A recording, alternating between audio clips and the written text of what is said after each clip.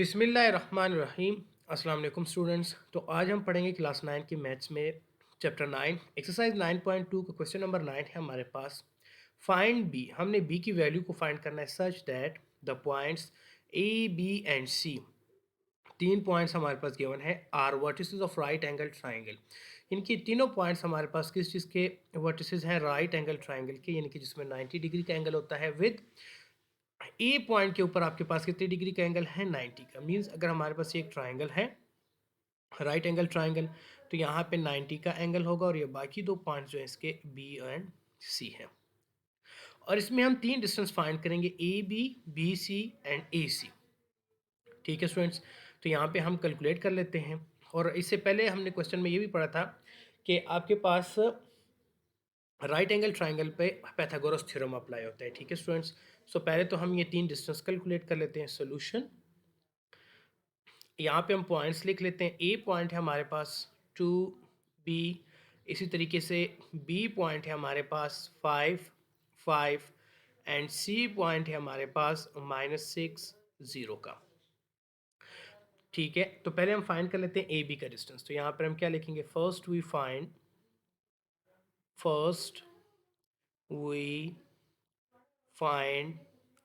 A B, distance of A B. तो यहाँ पे हम ए और बी के पॉइंट्स लिख लेते हैं। ए पॉइंट हमारे पास 2 और बी हमारे पास है 5 5। तो ए में हमारे पास किसकी वैल्यू है? x1 y1 की, और बी में हमारे पास x2 y2 की। बाय यूजिंग फार्मूला, तो हमारे पास डिस्टेंस फार्मूला क्या बन जाएगा? A B, distance of A B equals to under root x2 minus x1 whole square plus y2 minus y1 whole square. तो यहाँ पे अब हम वैल्यूज पुट कर लेते हैं। x2 की वैल्यू हमारे पास क्या है? 5 और x1 की वैल्यू 2। तो ये हमारे पास बन जाएगा 5 minus 2 whole square plus y2 की वैल्यू हमारे पास 5 माइनस y1 की वैल्यू b होल स्क्वायर। ठीक है स्टूडेंट्स, तो यहाँ पे हमारे पास नेक्स्ट स्टेप क्या आ जाएगा? 5 से 2 को सब्ट्रैक्ट करें तो हमारे पास आ जाएगा 3 square plus 5 minus B whole square as it is रहेगा। ठीक है, सो नेक्स्ट स्टेप क्या हो जाएगा? 3 का स्क्वायर ले तो आपके पास आ जाएगा 9 plus 5 minus B whole square. हमने एक डिस्टेंस कैलकुलेट कर लिया है ए बी का।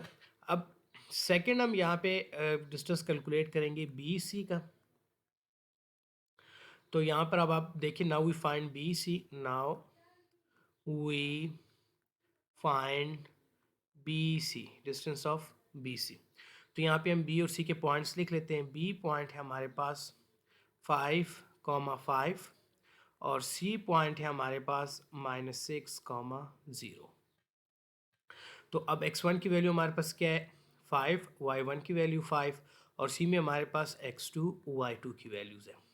सो अब हम डिस्टेंस फाइंड करेंगे बी सी का। तो B C, distance of B C equals to under root x2 minus x1 whole square plus y2 minus y1 whole square. Now यहाँ पे वैल्यूज पुट कर लेते हैं। अंडर रूट x2 की value हमारे पास क्या है? -6 और x1 की value -5 whole square plus x2 की वैल्यू सॉरी y2 की वैल्यू 0 माइनस y1 की value 5 whole square. So next step हमारे पास क्या आ जाएगा? -6 -5 क्या आता है?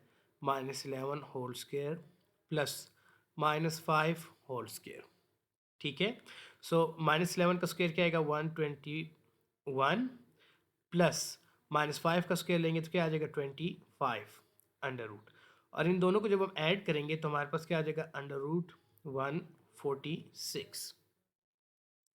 ठीक हो गया स्टूडेंट्स। इसी तरीके से ही अब हम नेक्स्ट किसका डिस्टेंस कैलकुलेट करेंगे? ए सी का। तो यहाँ पे हम क्या लिखेंगे? Now we find A C distance. तो ए और सी के पॉइंट्स लिख लेते हैं। ए पॉइंट है हमारे पास 2 बी और सी पॉइंट है हमारे पास -6 0। ठीक हो गया स्टूडेंट्स, तो यहाँ पे अब हम सेम उस तरीके से फार्मूला अप्लाई कर लेते हैं। ए में हमारे पास x1 y1 की वैल्यू है और सी में हमारे पास x2 y2 की वैल्यू है। तो यहाँ पे आपके पास आ जाएगा distance of A C equals to under root x2 minus x1 whole square plus y2 minus y1 whole square. तो अंडर रूट x2 की वैल्यू हमारे पास क्या है -6 और x1 की वैल्यू 2, तो -2 होल स्क्वेयर प्लस y2 की वैल्यू 0 माइनस y1 की वैल्यू b होल स्क्वेयर। ठीक है स्टूडेंट्स, तो इससे हमारे पास क्या आ जाएगा अंडर रूट -6 -2, तो हमारे पास बन जाएगा -8 whole square plus -b whole square. तो अब इसके ऊपर स्क्वेयर अप्लाई कर दें तो ये बन जाएगा 64 plus B square under root, क्योंकि माइनस जो है स्क्वेयर की वजह से पॉजिटिव हो जाएगा। अब हमने तीनों डिस्टेंस कैलकुलेट कर लिए ए बी। ठीक है, यहाँ पर देखिए हमारे पास ए बी डिस्टेंस है, ये हमारे पास बी सी डिस्टेंस है और ये हमारे पास ए सी। क्योंकि हमें गिवन है कि ये जो पॉइंट्स है वो राइट एंगल ट्राइंगल के हैं, तो इसके ऊपर हम क्या अप्लाई करेंगे, पाइथागोरस थ्योरम को अप्लाई करेंगे। ठीक है स्टूडेंट्स, तो यहाँ पर देखिए हमारे पास फिगर है, फिगर में हमारे पास बी सी लाइन जो है वो हाइपोटेन्यूज की है और ए सी और प्लस बी ए बी ये दोनों बेस के हैं, बेस और परपेंडिकुलर के हैं। तो हमारे पास क्या बनेगा कि इनके B C square hypotenuse square equals to base square A B distance का square plus A C distance का स्क्वायर। ठीक हो गया स्टूडेंट, तो यहाँ पे अब हम वैल्यूज़ को पुट कर लेते हैं। जैसे कि हमारे पास यहाँ पे नज़र आ रहा है कि ए बी की जो वैल्यू है हमारे पास क्या है, वो यहाँ पे हम पुट कर लेते हैं square under root 9 plus 5 minus B whole square. ठीक है, प्लस और ए सी की वैल्यू हमने नीचे कैलकुलेट की हुई है, हम उसको यहाँ से पुट कर लेते हैं। यहाँ पे वैल्यू ए सी की वैल्यू हमारे पास क्या है under root 64 plus B square whole square और बी सी की वैल्यू हमने फाइंड की है अंडर रूट 146 होल स्क्वेयर। ठीक हो गया स्टूडेंट्स, तो यहाँ पर देखिए स्क्वेयर अंडर रूट कैंसिल, तो आपके पास आ जाएगा 146 इक्वल्स टू, यहाँ पे B square under root cancel तो 9 plus 5 minus B whole square plus यहाँ पर देखिए स्क्वेयर अंडर रूट कैंसिल तो 64 प्लस बी स्क्वेयर। अब यहाँ पे 146 इक्वल्स टू 64 और 9 को जब हम ऐड करेंगे तो इससे आ जाएगा 73 plus 5 minus B whole square plus B square. ठीक है स्टूडेंट्स, 73 को इस साइड पे शिफ्ट कर दे बन जाएगा 146 minus 73 equals to 5 minus B whole square plus B square. ठीक है स्टूडेंट्स, सो इसके बाद नेक्स्ट स्टेप हमारे पास आ जाएगा 146 से हम 73 को सब्ट्रैक्ट करेंगे। जब आप 146 को 73 से सब्ट्रैक्ट करेंगे तो आपके पास आएगा 143 माइनस 73, तो आपके पास आ जाएगा 70। आपके पास क्या आ जाएगा 70। ठीक है स्टूडेंट्स, नाउ अब इसके बाद नेक्स्ट हम क्या करेंगे, यहाँ पे फार्मूला ओपन कर लेंगे। तो जब फार्मूला ओपन करेंगे तो हमारे पास क्या आएगा 25। ठीक है, यानी कि A square 25 plus B square minus 10b, यहाँ पे मैंने a minus B whole square का फार्मूला ओपन कर दिया और प्लस बी स्क्वेयर। ठीक हो गया स्टूडेंट्स, इसी तरीके से ही अब हम नेक्स्ट 70 को भी साइड पे शिफ्ट कर लेते हैं। 46 से यहाँ पर स्टूडेंट्स देखिए जब हम 46 से 73 को सब्ट्रैक्ट करें 46 माइनस 73 तो हमारे पास 73 आता है, तो इसको हम करेक्ट कर लेते हैं, हमारे पास क्या आएगा 73। ठीक है, अब 73 को भी शिफ्ट कर दें इस साइड पे, तो यहाँ पे रह जाएगा 0 equals to 25 plus B square और बी स्क्वेयर ऐड कर लें तो 2b square minus 10b last में माइनस 73। अब हम क्या करेंगे 25 और 73 को सॉल्व करेंगे, तो ये हमारे पास क्या बन जाएगा 2b स्क्वेयर माइनस 10b और माइनस 73 प्लस 25। ठीक है, तो इससे हमारे पास क्या आ जाएगा -48 इक्वल्स टू 0। अब यहाँ पर देखिए इससे हम 2 कॉमन कर सकते हैं, तो मैं यहाँ पर इससे 2 कॉमन कर लेता हूँ, तो यहाँ पे आ जाएगा B square minus 5b minus 24 equals to 0। ठीक है स्टूडेंट्स, तो नेक्स्ट स्टेप हमारे पास क्या आ जाएगा, डिवाइड 2 ऑन बोथ साइड, तो हम 2 को दोनों साइड्स पे डिवाइड कर लेते हैं, तो यहाँ से ये 2 ख़त्म हो जाएगा।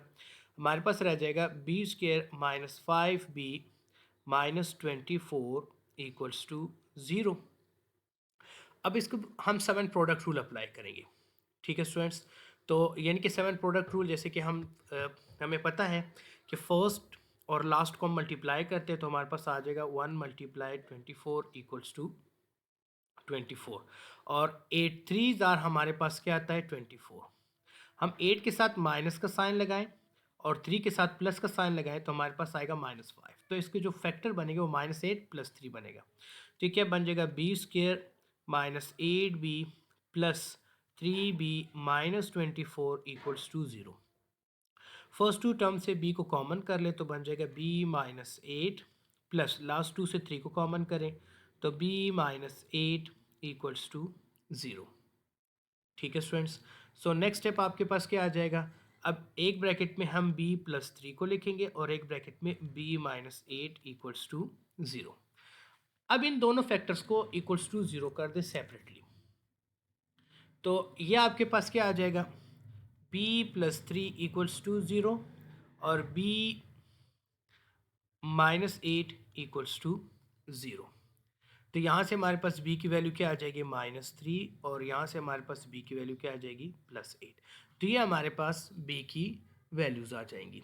ठीक है स्टूडेंट्स, इसके बाद नेक्स्ट क्वेश्चन है हमारे पास question number 10। Given a b and c, 3 points हमें गिवन है। Find the coordinate of d, यानी कि हमने d के कोऑर्डिनेट्स को कैलकुलेट करना है। हमने d पॉइंट को कैलकुलेट करना है in second quadrant such that quadrilateral, यानी कि a b c d जो है हमारे पास 4 साइडेड फिगर एक पैरेललोग्राम बनाती है। तो सबसे पहले तो हम एक पैरेललोग्राम बना लेते हैं। ठीक है स्टूडेंट्स, तो ये हमारे पास एक पैरेललोग्राम हो गई। इसको हम नाम देते हैं a b c and d का।